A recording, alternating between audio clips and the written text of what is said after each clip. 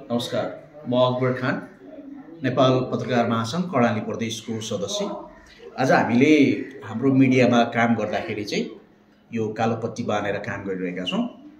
यो किन भन्दाखेरि अस्ति मात्रै भएको घटनाले एपी न्युजमा कार्यरत पत्रकार साथी सुरेशजीको चाहिँ दुःखद निधन भएको छ। यसलाई अझै निधन नभनौँ, यसलाई हत्या नै भनौँ, हत्या भएको छ।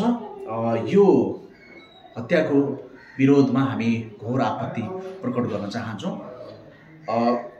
यस्ता खालका विभिन्न आन्दोलनहरूमा मिडियाले एउटा सकारात्मक रूपमा राम्रो भूमिका खेलिरहँदा पनि पहिलो टार्गेट निशाना भनेको मिडियामा कार्यरत पत्रकार साथीहरू नै यसको निशानामा परिरहेको अवस्था छ।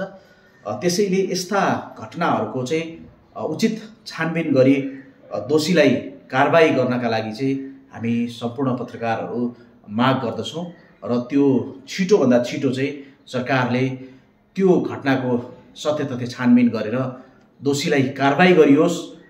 निर्मम तरिकाले एउटा कोठाभित्र बन्द गरेर ताला लगाइएर जुन खालको आगजानी गरिएको छ, आगो लगाइएको छ, त्यो घटना अत्यन्तै निन्दनीय छ। त्यसको चाहिँ घोर आपत्तिसहित हाम्रो विरोध छ।